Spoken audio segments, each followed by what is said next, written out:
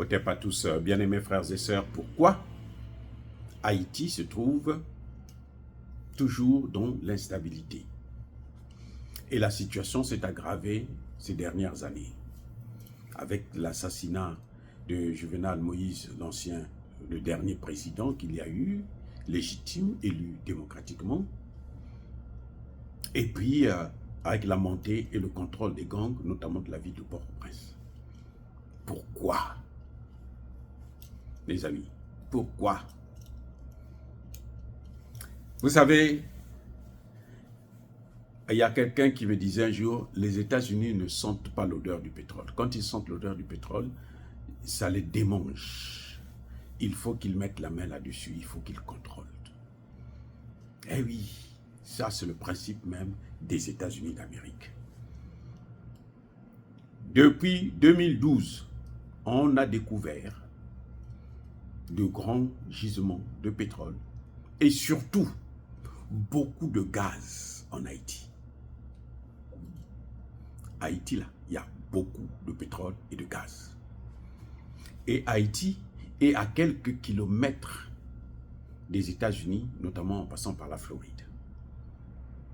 Vous traversez la mer, vous êtes aux États-Unis, en Floride.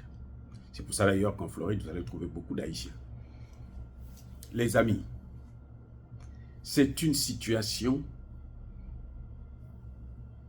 compliquée. Le problème d'Haïti, c'est non seulement avec les Français, c'est parce qu'ils ont battu l'armée de Napoléon et ils ont libéré le pays, le premier pays noir à obtenir son indépendance, et par la force d'ailleurs, c'est Haïti.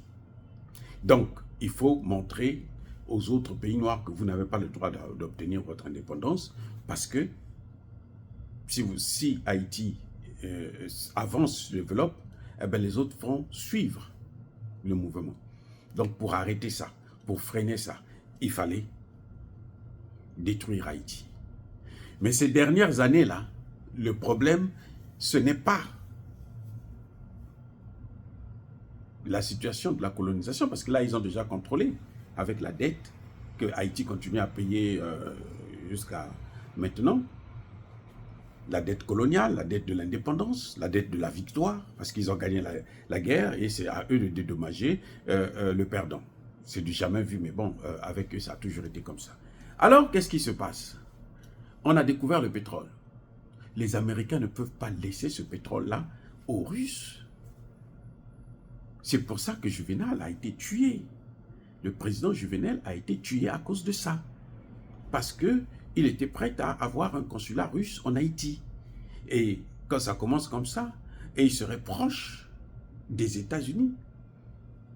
Donc, et puis ils allaient donner des idées pour que Haïti donne des stratégies, donner l'information, le renseignement.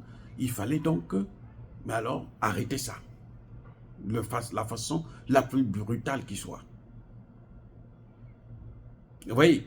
Donc, en ce moment, il y a même une raffinerie qui est en train d'être construite, je pense que c'est déjà fini, dans le nord d'Haïti, au Cap Haïtien, qui a coûté près de 14 millions de dollars. Et ça va transformer au moins 6 000 barils de pétrole par jour, ce qui n'est pas mauvais. Ça va désengorger donc le prix du carburant en Haïti, qui a toujours fait un problème. Ça a toujours été un grand problème, le prix du carburant. Même quand j'ai travaillé là-bas pour les Nations Unies, c'était comme ça. Le carburant, c'était quelque chose qui causait beaucoup de difficultés en Haïti et beaucoup de conflits. Donc, ça va désengorger un peu la situation. Mais, les Américains veulent mettre la main dessus. Et eux, leur principe, c'est quoi? C'est importer le terrorisme. Comme Haïti, c'est une île, s'il faut amener les terroristes, il faut qu'ils passent par Saint-Domingue. Saint-Domingue, ce sont des hispaniques. Ils ont la peau plus ou moins blanche.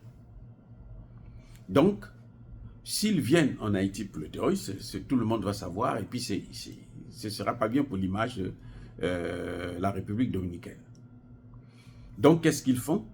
ils sont obligés cette fois-ci, au lieu d'amener les terroristes, comme ils ont fait dans le Sahel, ils ont donc monté les gangs. Les armes que les gangs utilisent, ce sont des armes américaines. Ils ne sont jamais venus aux États-Unis. Donc, ce sont eux qui sont venus créer de toutes pièces ces gangs-là, en passant par certains hommes politiques, des ministres, des sénateurs et autres.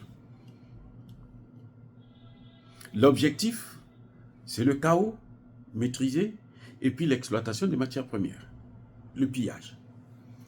Comme ils ont toujours fait en Afrique.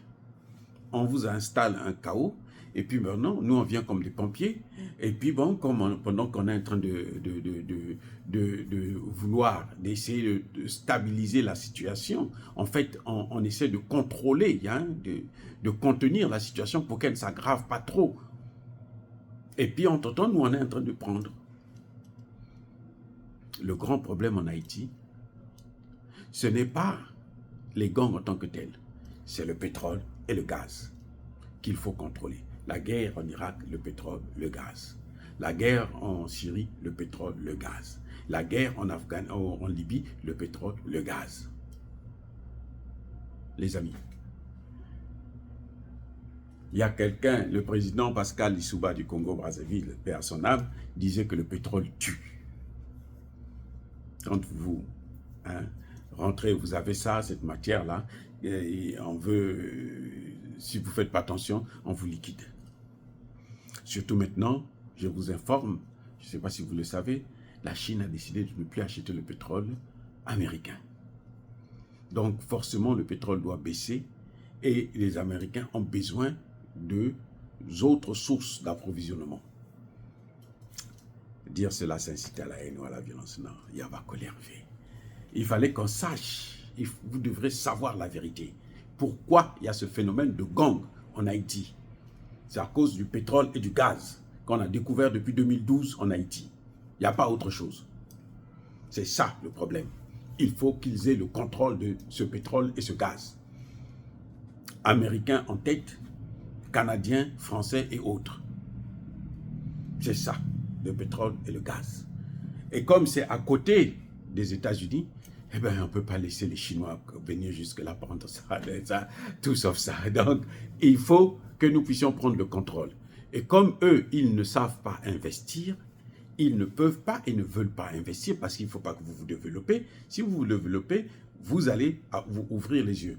Donc, il faut prendre ça par la force, il faut créer le chaos. Et dans ce chaos, on peut piller.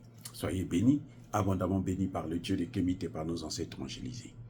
Mais que tous ceux qui persécutent le continent africain, le pillent et le déstabilisent, qu'ils soient noirs, blancs, chinois, arabes, juifs, indiens, qui qu'ils soient punis, maudits, foudroyés, neutralisés, écrasés, effacés par le Dieu des Kémites et par nos ancêtres angélisés. Vive l'Afrique éternelle, j'ai dit et j'assume.